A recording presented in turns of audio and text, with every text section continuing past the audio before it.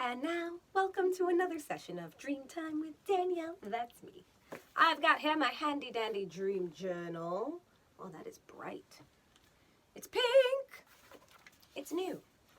Yes, so I had this dream. Boy, this was a long, detailed one. I know you're excited about that. All right, so here we go. I had this dream that I won money, but it was like for Fun Station.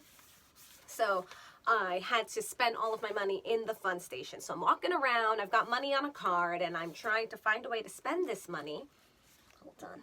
I just had little papers fall out.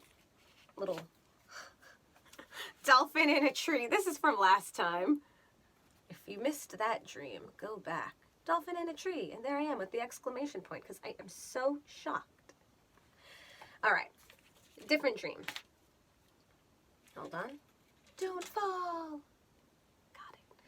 So, actually I'm at a Chuck E. Cheese, but it looks like Fun Station. Sure. But you know what I'm talking about. I'm at a place for kids that has games and rides, and you have to use their money basically because you have to translate your money to tokens, or now it's the future, so everything is on a card. And that's sort of my conflict in this dream, is that I've got money on a card, but every time I go, oops, hold on, hold the phone. Yes, I'm playing with reflected light. Did you notice? Now you notice. Ooh. There we go. Sort of balances everything out. Where was I? Oh, yes. So I have money on a card. I have money on a card, and I'm looking for games that I can spend it on. But this entire Fun Station / Chuck E. Cheese is just like dark rooms, closed down rides, walled off sections. I'm just constantly surprised.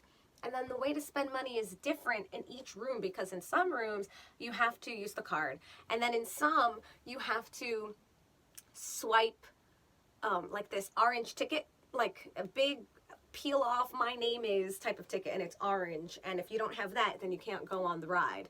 And in some, you still need quarters or tokens. So I'm holding this money, and I'm feeling so frustrated because I need to spend it here so that it has any value, but all of the places are closed down or suspended. So let's see.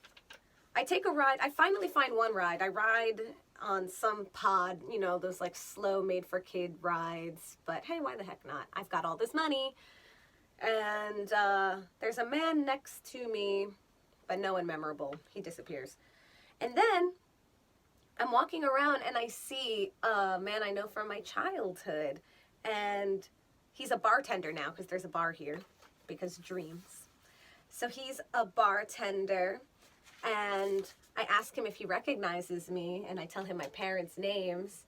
And he says he remembers and asks, do you remember me? And I'm like, yes, it's Smokey. Smokey was his name. He was an entertainer in, an entertainer. I was a kid. Get your head out of the gutter. He was an entertainer at like a mountain resort that my family would go to. So this is like a father figure from childhood. And I bring that up because we talk and we hug, and then the hug goes on for too long, and I'm like, well, now it's weird.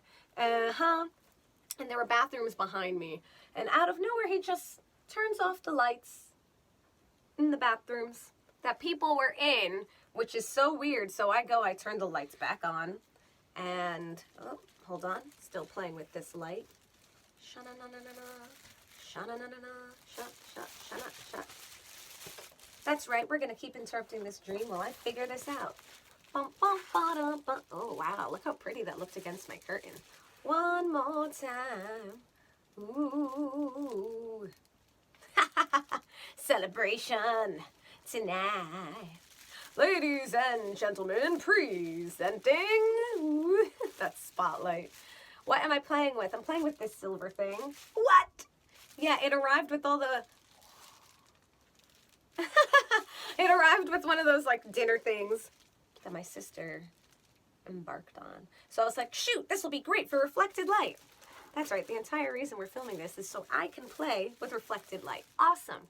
Let's continue. I notice I haven't drawn shit. Whatever, what do you want me to draw? A card? Let's do it. Money, but it's Chuck E. Cheese money. You're welcome. There we are.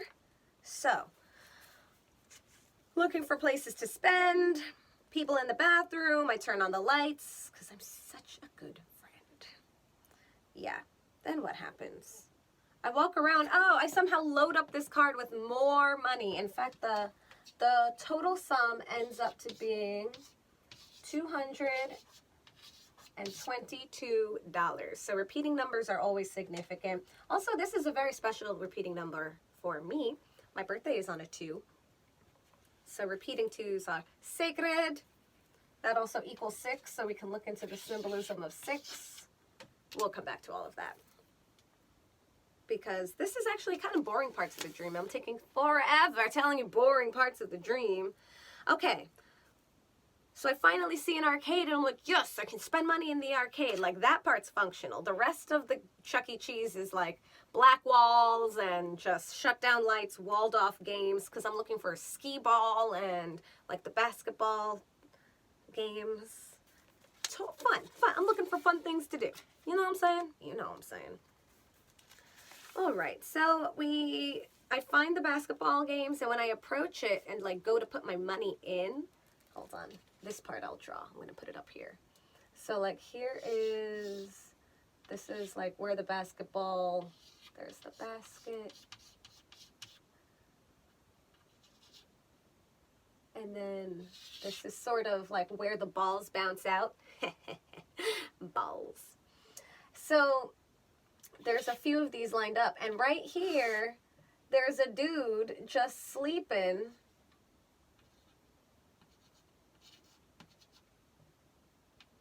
Just sleeping. He's sleeping across all of the panels and the controls. So like this is like a jacket. He's sleeping underneath the jacket. Such a good artist. So he's sleeping across all of the controls. I can't play, and I'm like, what the fuck is happening? Who's allowing this dude to sleep in a Chuck E. Cheese? And it was a grown man, too.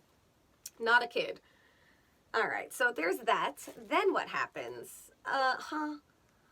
So I can't believe this nonsense. I go find a jungle gym. It was really, like, remember those connects? All of those connects. Oh no, my light, my reflected light. Y'all are gonna love this episode. Reflected light. Damn it. Okay. So yeah, like those connects things, it's like they breathe out and become even bigger. What does that look like? Yeah, so they would get big and small and big and small. So I'm stretching out on one of those things.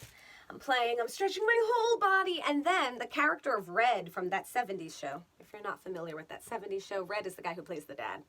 He shows up. So, another father figure. And what's interesting, we had Smokey earlier in the dream. We have Red now. They're both bald men. So, bald men father figures showed up. That's funny. I guess my dad's kind of balding now, but he always had a full head of hair, so I don't equate the baldness. But I guess I could.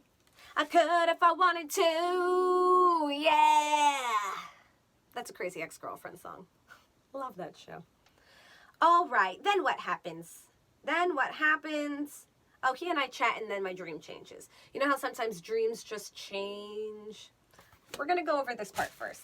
Then I'll erase all of this, and we'll talk about the second part, which is way more interesting. Stay tuned, folks. So, we've got 222. 2 is a number of balance because you have two things here, and this is sort of like the fulcrum in between that balances out these things. So 2 is the number of balance. It's constantly trying to distribute weight evenly. You have 2 repeated 3 times, so that also means we have the power of 3. 3 is a number of cycles, timelines. Think past, present, future. You can also think of mother, maiden, crone. That's sort of the evolution of womanhood, especially in fairy tales. Oh, reflected light. Okay, so what was I saying? Past, present, future, mother, maiden, crone, magic. 3 is a number of magic as well. And then 3 times 2 is 6. 2, 2, 2 is 6. So 6 is actually a number of love. It's a number of family and home. It's the number of Venus. I should double check that, but I'm quite sure it's true. Number 6. 6 repeated 3 times actually has a bad rep because 666 is known as the number of the beast. But did you know, fun fact, 666, there are 6 electrons, 6 neutrons, and 6 protons in a carbon molecule, the building blocks of life. Number of the beast, eh? That's us. I digress. I didn't dream about 666. I dreamt about 222.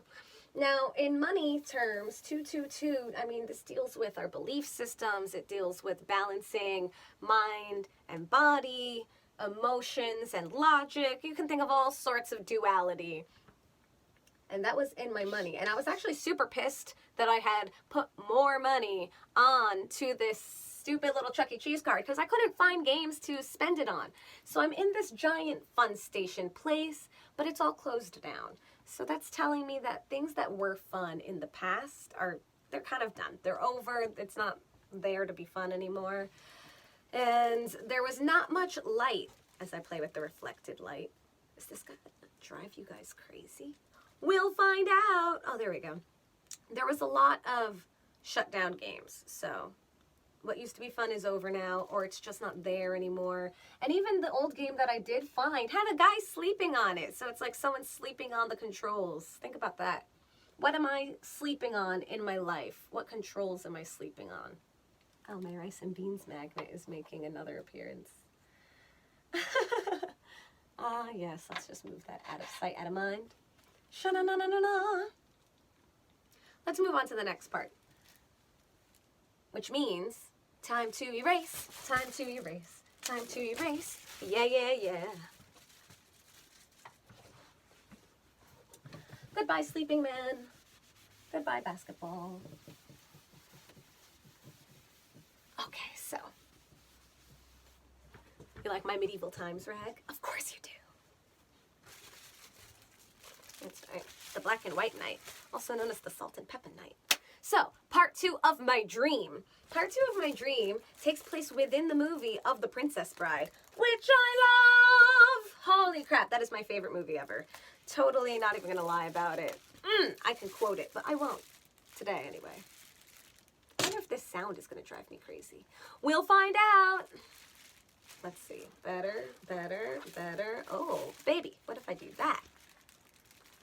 Hello, my baby. Hello, my honey. Hello, my ragtime gal. That's a bit too low for me.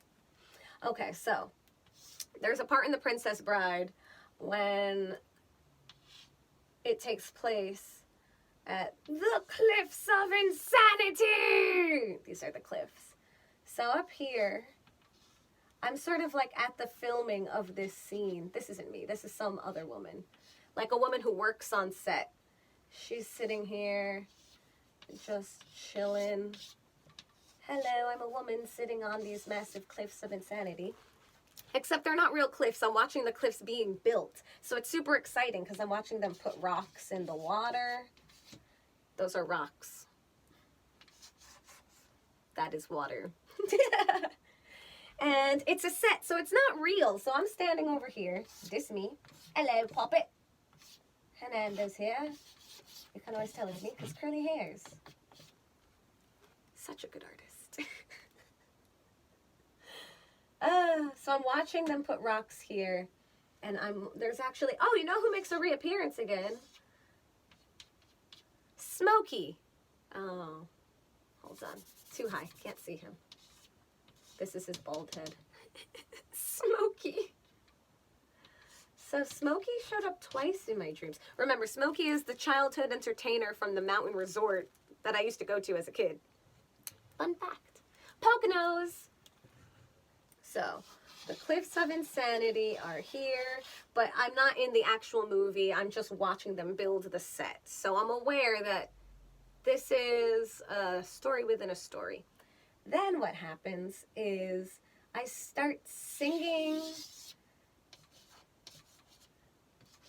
from Moulin Rouge. We could be heroes forever and ever.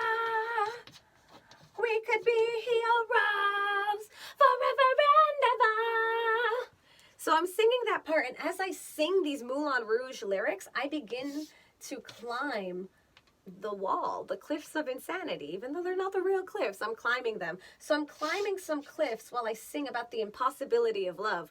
Gee, I wonder what that symbolism could be about. And the woman on top of here, the woman who's like working on the set, she sings along with me for like a minute or two, and then she stops. And then I'm the one who's mostly singing and climbing. These arrows denote climbing. And then I sort of start, all right, so now I'm here. I'm hugging the wall. I'm rock climbing. I'm hugging the wall. I'm singing about love, specifically Moulin Rouge, which is significant. We'll get to that in a minute. And then, all right, I need to erase me over here because now I'm on the wall. So then I'm watching a scene down below where Smokey up here is talking to some other woman who's packing up a car. This is a car. Wait for it. It's got 4 wheels. Yes. Apparently it's a 1920s car. Don't judge me. So this is the trunk. The trunk is open. I'm going to draw a steering wheel here so that we know. Sure. Okay. So here there's some other woman. I don't know who this woman is. But she's got an umbrella.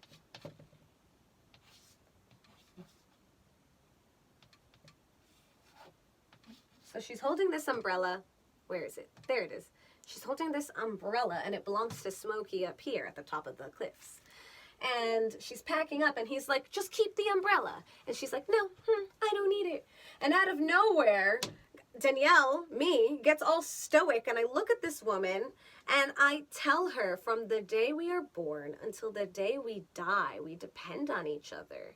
But somewhere in between, we forget that, and we become all rigid and believe we have to do everything by ourselves.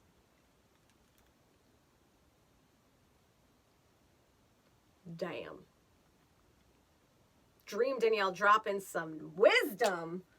Anyway, then she decides to keep the umbrella and she throws it in the trunk and she drives off, I guess. Actually, the dream kind of stopped there.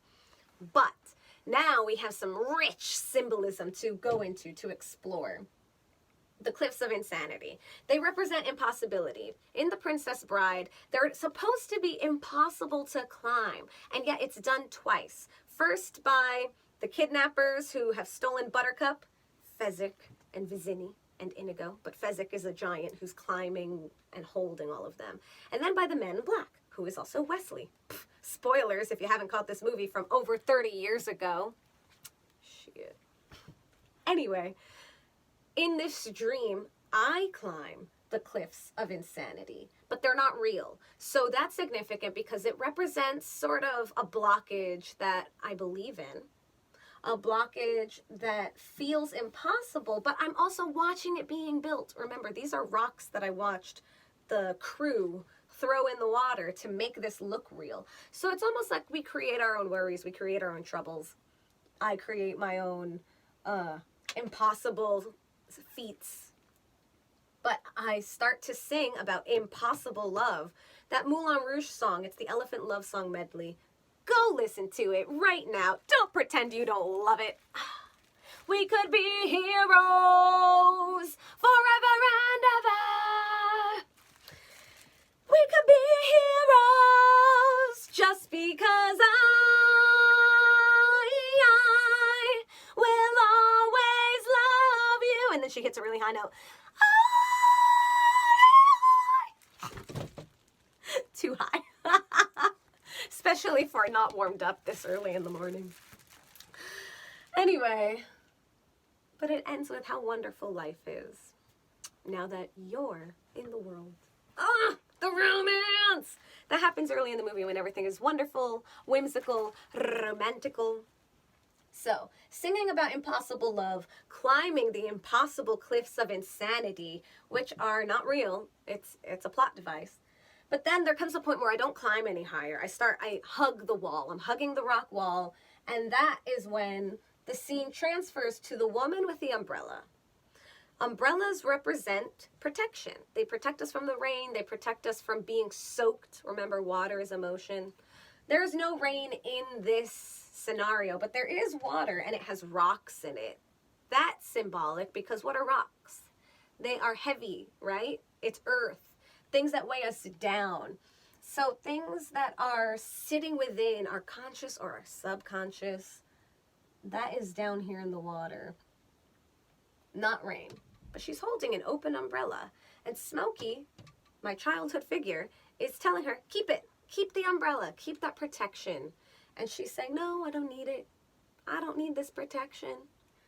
And then, from my physical perspective, still hugging the cliffs, I get all poignant and talk about how we need each other as people. We always need each other. We never go through a point when we don't need other people, no matter how self-sufficient we are. And that's because we are a social species. We are meant to live in colonies. We need help because there's just too much to do all day, every day in the life of a human.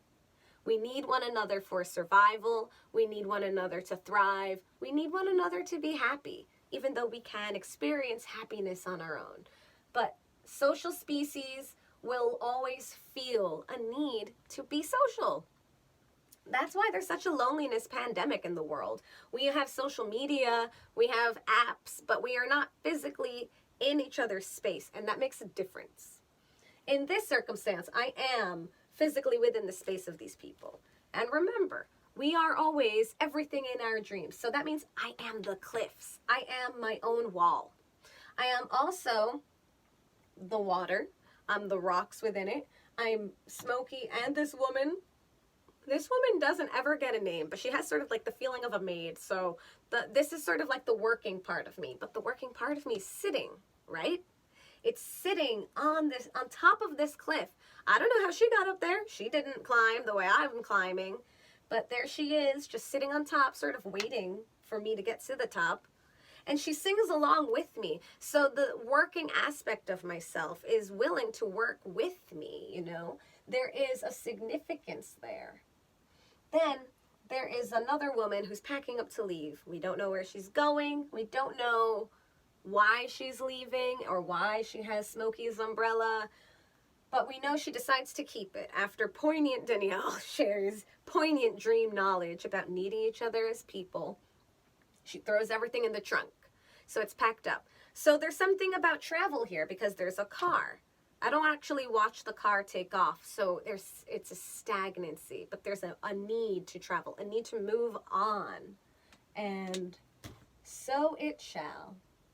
And then I said there was significance, right, between Moulin Rouge and The Princess Bride. And I'm going to share that with you now. This is personal significance. And this was a decade ago. A decade ago when I was going through my own personal breakups, right? Emotional devastation, heartbreak, like real deep in it to win it. Sad brokenheartedness. I knew I was sad and brokenhearted because I was watching Moulin Rouge 2, 3, 4 times in the same day, back to back. Signs you might be depressed. So I would watch Moulin Rouge back to back to back with my friend, who was also going through heartbreak. And then, once we got properly sad and emotional and screamed, Satine! We would change things up, and we would watch The Princess Bride back to back to back. Which I can still do, because that movie's fantastic. And The Princess Bride is about true love. So, first we'd watch Devastation, then we'd watch True Love Succeed. Then we'd go back and watch Devastation, then we'd go back and watch Love Succeed.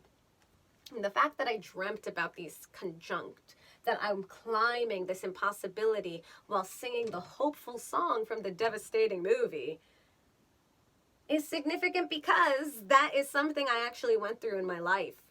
So that must be coming up for me again. What is happening right now in my life that was similar to 10 years ago? Because it's time to overcome it. I'm climbing that wall. That time is done. I don't have to relive it anymore.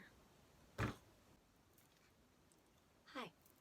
We interrupt this message because I am evening Danielle, and morning Danielle is sharing a dream with you about Moulin Rouge and The Princess Bride, and evening Danielle has just returned from Moulin Rouge.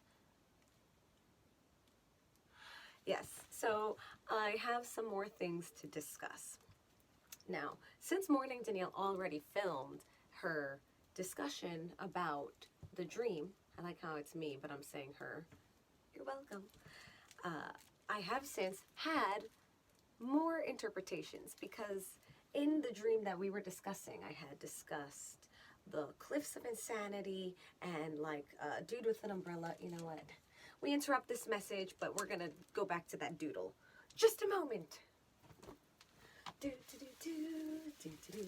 Yes, I did totally just come back from a Broadway show to bring you an urgent message about symbolism that occurred to me afterwards. It's that important.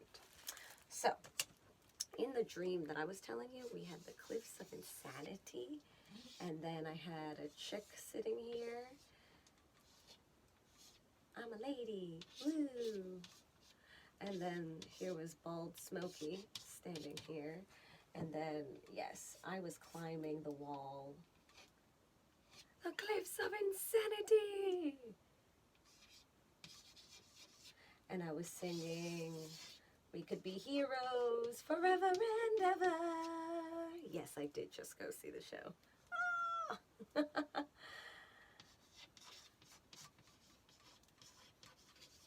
And then over here, there was like a car situation.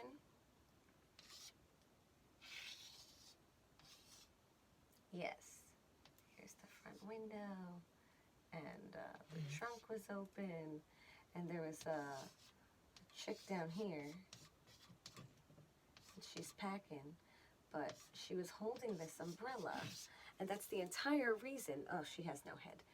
Whatever. We're gonna just imagine her head is there. It's so important because we were discussing about the symbolism about this umbrella, right? And I totally forgot that in Moulin Rouge, when they're singing the Elephant Love Song medley, which is what I was singing here. Oh, no, wait, go back. Before the Elephant Love Song medley, he sings to her, you know, my gift is your song. My gift is your song. And this one's for you. And he's holding an umbrella, which ties in these two moments. The Princess Bride here, and Moulin Rouge is what Danielle is singing in the dream. And then that umbrella and the symbolism behind that. I mean, we have a guy from the previous dream in this part of the dream standing on the cliffs of insanity. Oh, I just realized that that's going off camera. Whatever. The umbrella is extra significant because it's used in this triumphant love song, and this whole sequence of the dream was absolutely about love. Love, love, love. Romantic love, tragic love, love for the sake of experiencing the beauty of it as opposed to protecting yourself from the fear of it, right?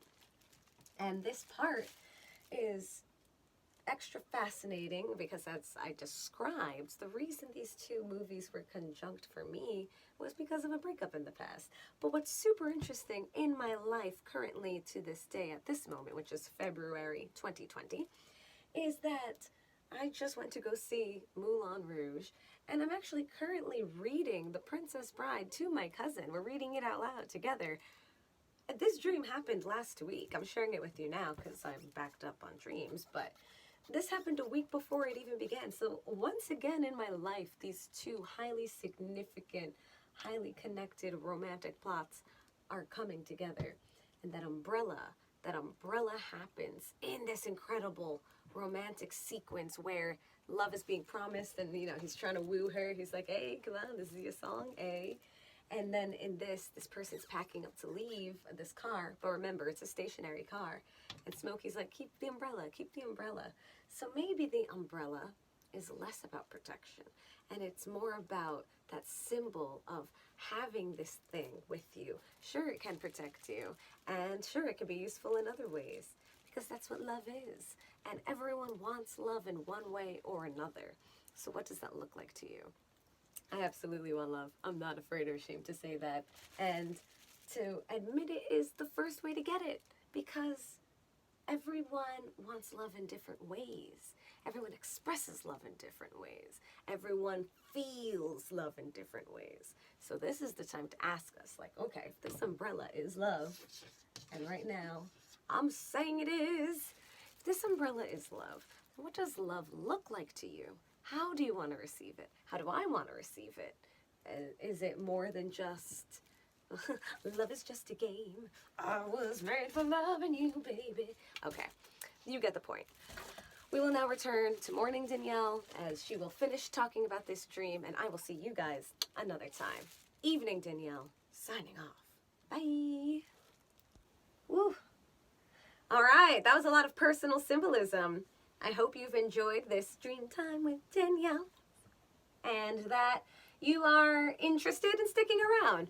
We'll be sharing more dreams, talking about more adventures, playing with the light a little bit more.